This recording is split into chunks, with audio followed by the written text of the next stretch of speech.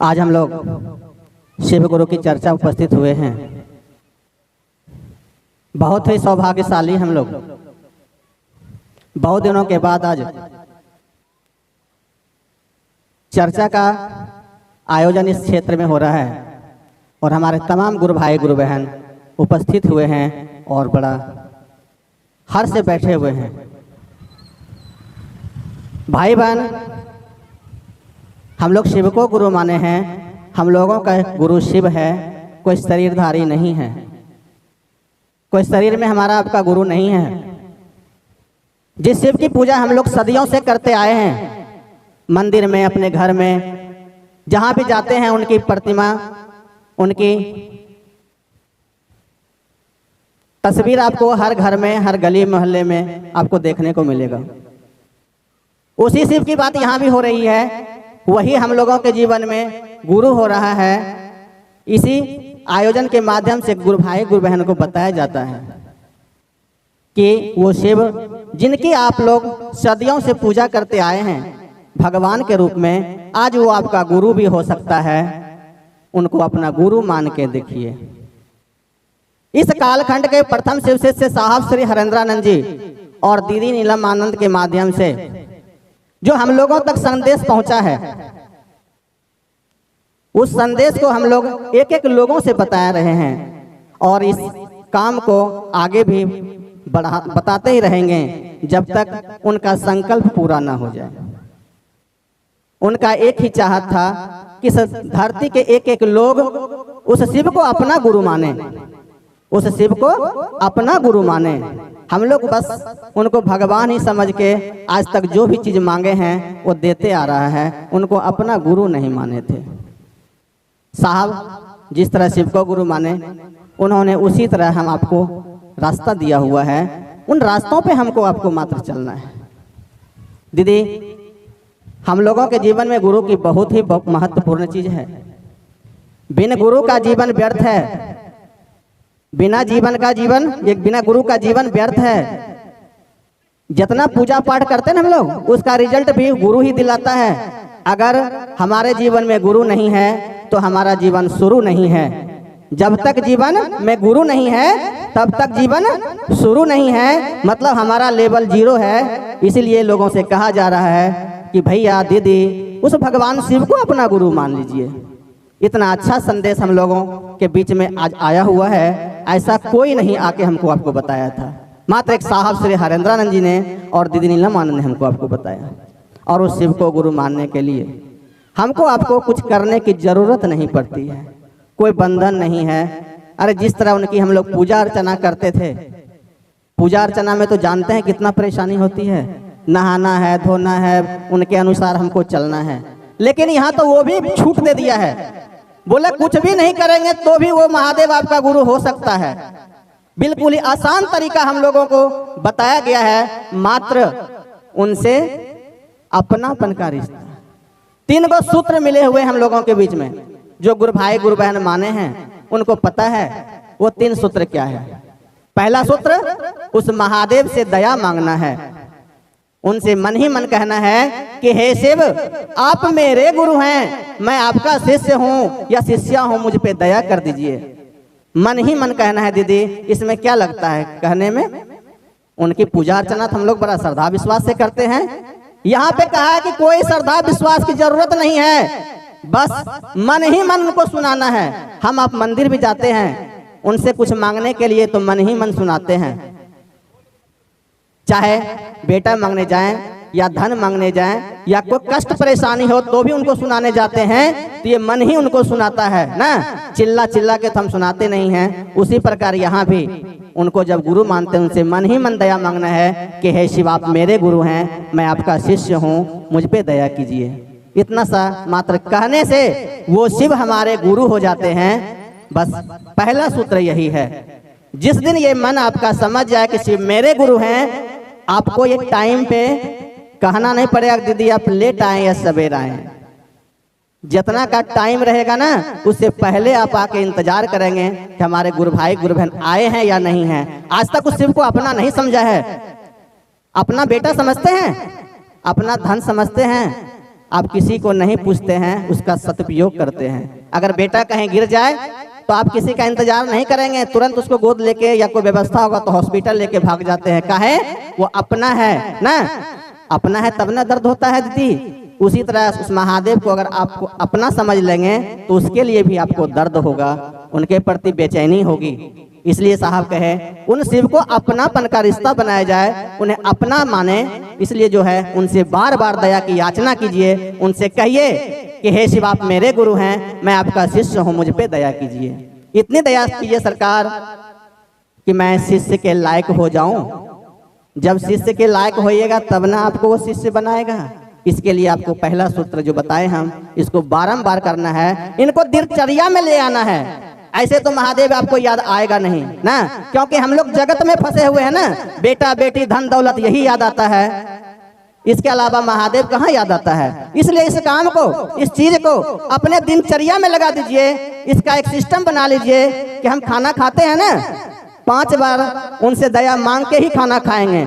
उसके लिए अलग से टाइम की जरूरत नहीं पड़ेगी। 1 गिलास पानी पीते हैं, 5 बार दया मांग के ही उनसे पानी पिएंगे, वो पानी भी पी लेंगे और मेरा महादेव से दया मांगने का भी एक साधारण सा उपाय हो जाएगा। इससे हमारा मन समझ जाए कि वो शिव मेरे गुरु हैं। इसमें समय की कोई जरूरत है क्या?